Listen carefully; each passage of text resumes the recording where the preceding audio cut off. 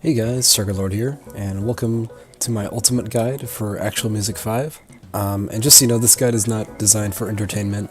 It's designed to convey information to the viewer. I have timestamps in the description, so you can jump around to specific things you want to learn about. And yeah, hope you enjoyed the video. Okay, so in part 1, we're just going to install the mod and whatnot. So head into your mods folder and put the latest Embassy in the folder here. Currently it's B18, that's probably going to change as time goes on. Put that in there, and inside .minecraft we're going to make a new folder called Actual Music, and inside here you just want to put the latest DLL file for Actual Music, and you should be good to go.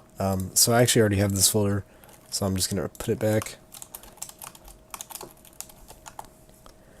So you can see that it automatically generates some files for you. You don't have to worry about making those. So let's go ahead and launch the game now. Also, just one note, this is one of the most common error messages. If your game crashes with something about Actual Music can't find dependent libraries, you may need to download OpenAL. I'll have a link for that in the description, so you can download that if you need to. Okay, so in part 2, we're going to configure Actual Music and install our first Songpack. So just head over to Options, Controls, and we're going to scroll down here until we get to, there it is. You want to bind a key to the Actual Music interface, and it obviously doesn't matter what this is. Pick whatever you want. And after you've done that, we're going to load up a world. Okay, so once you've loaded into your world, you can press that key that you bound earlier. And it should open up a new menu for you. So in here, you want to head to the Songpacks tab right here. And here's where it's going to display the Songpacks that you currently have installed. So this is probably going to be empty for you, but if we head back to our .minecraft and go into the Actual Music folder, Songpacks, this is where you're going to put your Songpacks. So you can, I'll have a link in the description where you can download some different Songpacks, and later I'll teach you how to make your own, so that'll be cool. So pick one you like, and you can put it in here. Obviously, I suggest Adventure Redefined, because I made that. So just pop that in here, and the file layout should look something like this. Just if you want to make sure you installed it correctly.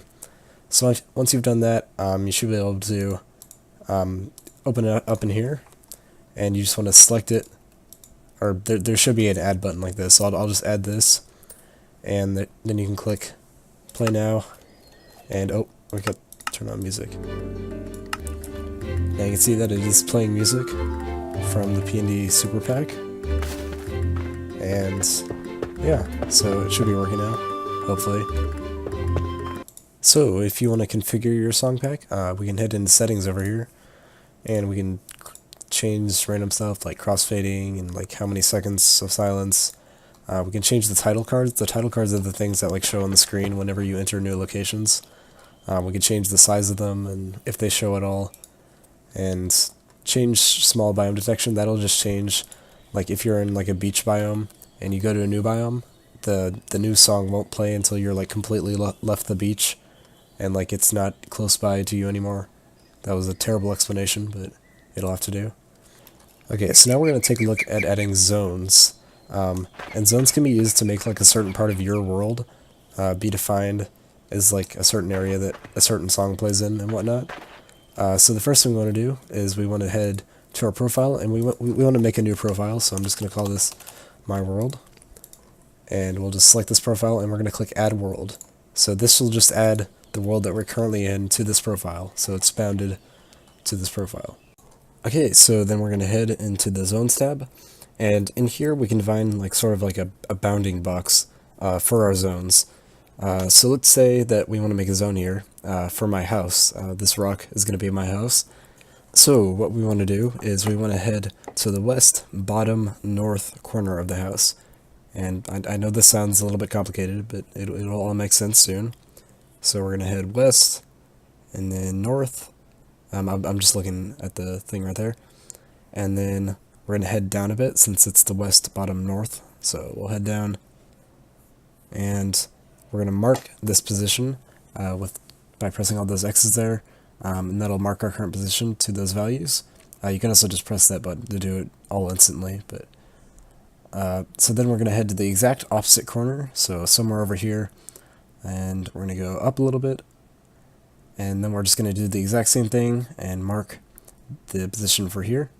And as you can see, we have like a little bounding box where our house is. So if we walk down here, I can see that the title card for the house plays. And if our Songpack had custom home music, it would now play in this this zone.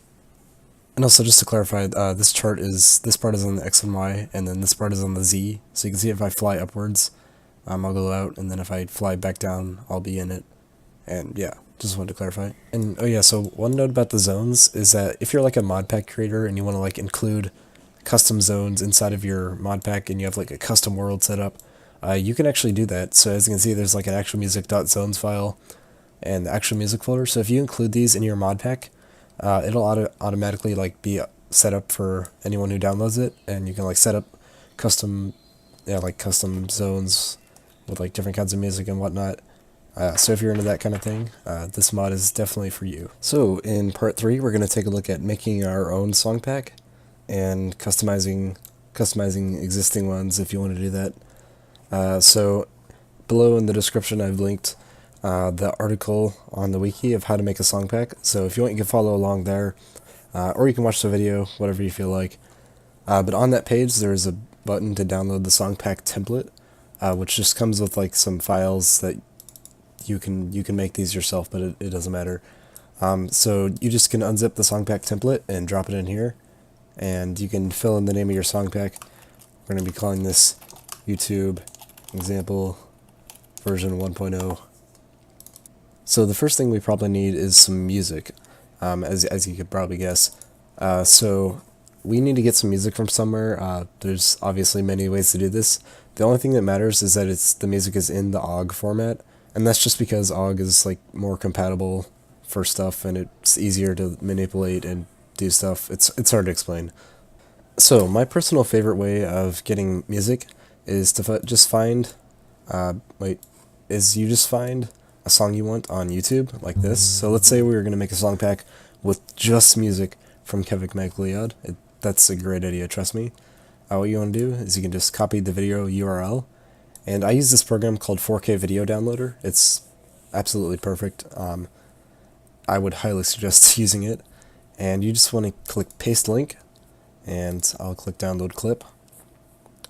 And you want to change it to Extract Audio, and then you want to change the format to OGG.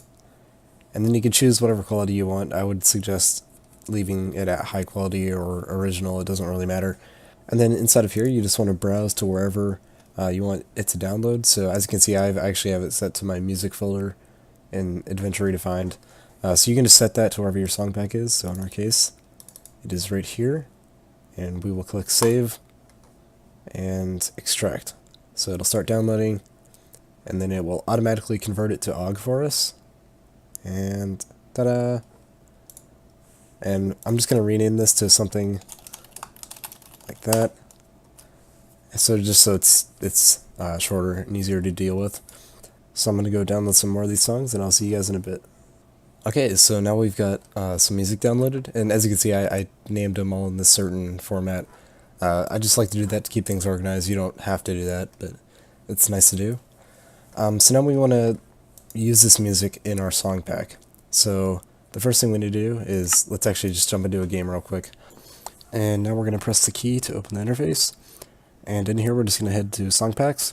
And as you can see, our YouTube example pack is now showing up. So we're going to add that and play now. And obviously, that's not playing anything yet because we haven't set it up properly. But let's go ahead and try adding a title song to our pack. So what we want to do is, I've actually added a list of all the triggers that you need to know about.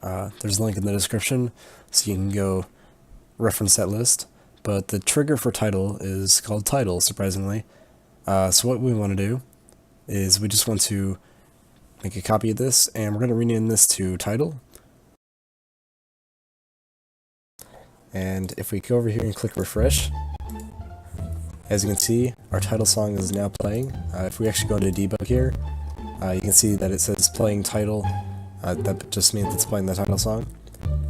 And yeah, so congratulations, you have added your first trigger. Okay, so let's say we want a song to play whenever we're like underwater or something.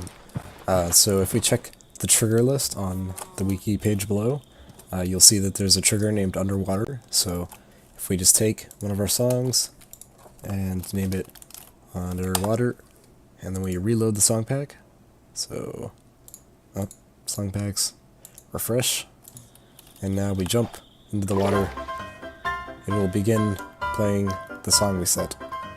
So another trigger we're going to look at is the BiomeType Trigger. So basically this trigger will, as you probably guessed, will play a song whenever you're in a certain biome. So again, you can look on the wiki. Here, let me pull it up right here.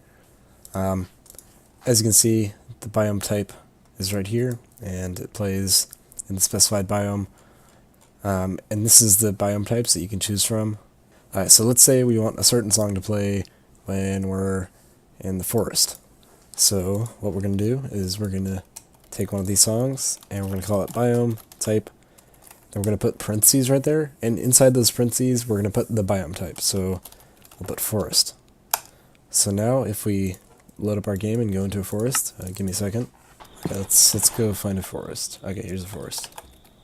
So if we actually pull up actual music here, hit refresh, that was fast. So as you can see, we're in the forest, and if we go to debug, it says playing biome type forest, and that's exactly what we want. If we actually go to info and world, you can see that the biome type is forest, and that biome type will update. So like if we go to this, it'll put the types. It's a coniferous, it's a forest, and it's a cold biome. And you can put any of those tags inside the little parentheses here. All of those will work. So like if you want a song that plays in hills biomes, then you can put hills there, and so on and so forth. It's pretty self-explanatory. Heading back to our list, if let's say we want like a more simple trigger that like always plays at night, so we'll look for a trigger that's named night. Here it is, and it plays during nighttime hours, obviously. So we'll take another song. How about this one? And we'll name that night. And now, if we go to actual music and refresh, so I don't know if you can tell, but it's actually still playing our biome type forest song, and this is because the biome type trigger, if I can find it, where'd it go? Oh, biome type. You can see that biome type is a higher priority than night. So when actual music is testing for a trigger to play, it goes down from the top of the list to the bottom in this order, and once it finds a trigger, it plays that one, and then it ignores all the ones below it. So it won't play this night trigger unless I leave the forest. So let's go ahead and leave the forest here. So now that we've left the forest, you can see that our night song is playing. It's kind of quiet, but so yeah. Alright, so now we're going to look at chaining triggers. So if you have like an event that requires more than one trigger, so let's say we want a song that plays during the day while it's raining. So what we can do is we can take one of these songs, and I'm going to name it so day, and then we're going to put the dash, and then we're going to put rain. So now this song will play whenever it is daytime and it is raining. So we can test it out here. So if we go to Songpacks, refresh, as you can see, it is not playing right now while I have music off. The song is not playing, but if I toggle downfall, as you can see, loading day rain, and as you can see, it is now playing day rain. And also, you can chain as many triggers as you want. So if we want something even more complex, so let's say we want them to be in the nether and at low HP, so if they have low health, and if they're currently fighting, so battle, and so if they're getting targeted by an enemy, so if they're in the nether, they have low health, and they're currently getting attacked by a mob, then this song will play. And I'm not going to actually try to hunt down that trigger, because that would be very hard to do, but you guys get the point. Oh yeah, so one other thing that you can do with triggers is that you can have random variants for certain triggers. So let's say for Underwater, we want there to be 2 songs, and each song to have a random chance to play. So I'm going to make Underwater 1 and Underwater 2. So whenever we go underwater, so each of these songs will have a 50-50 chance to play. So this is good if you want to like vary up your music. And you can actually do this with pretty much as many as you want. So if we actually make an Underwater 3 right here. Each of these songs will have a 1 in 3 chance of playing. And yeah, and obviously you can specify any song files you want in those variants. Alright, so making triggers like this is fine and all. There's actually another way to do it that's more cleaner and it's kind of easier to do in my opinion. So if we want to do that, we can actually, I'm actually going to close the game here and delete these songs that we made. You don't have to do this, I'm just doing it for the example. Alright, so if we head back into the Songpack folder, you'll see there's a redirect.csv file. And I would open this in like Notepad++ or something, or I use VS Code, it doesn't really matter that much. We're just going to pop this right here. And a redirect file will allow you to like specify the file names and stuff, but you don't have to actually make files for it. So that way you can keep the original files inside of here. So to make a title song like we did earlier, what we can do is we can do title, just like that, and then put a comma, and then we can type redirect song, and then we put the file name. So in that case, it's cipher. So this basically functions exactly the same as making a song that said title like this. So these two are the exact same thing, except this one is in a text format, and this one is an actual file. They both work the same way. You can do it however you want. So then we can also do the exact same stuff that we were doing earlier. So if we want a day rain song, we can do that, and we want it to play Sneaky Snitch. So it'll play that during day rain, and same for basically anything else like night, BiomeType, forest, low HP. And you'll notice that I'm not putting the .og on the end. You don't need to do that in the redirect file. So this is like kind of a better way, but it also does give you more functionality. So if we actually head to, where is it? Redirect commands reference page. You can see these are all the different commands that you can put in your redirect file. So as you can see, we're currently using the redirect song one. That just specifies the song for the trigger. But you can also do more stuff. So let's see, fade. So if we specify a fade like this, then we can change how long the crossfade is for the song. So if you want to make the song like fade in over a longer period, you can do that. If we want to change how at what point the song starts playing, we can say start at 10 seconds, and it's in milliseconds, so it's 10,000. So now the song will start playing at 10 seconds in. So if you want to like crop out the start of it, you can do that. If we want it to cut off, the song it's basically the opposite of start. This will mark where it's going to stop playing. Chances.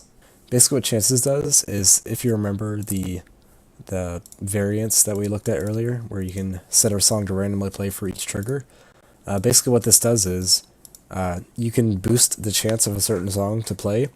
So let's say, here, let's make a new trigger here for underwater. We'll make, here, wait, let me just get rid of these actually. So we'll have underwater 1, redirects to, there you go, and let me just type these in. Okay, so now we have these in the redirect file, and remember it does the exact same thing as it did up there. So let's say we want underwater 1 to play more often than the other ones, just because we like it better or something. So if we put chances, and let's say 3 after this, that means it'll have a 3 times greater chance to play.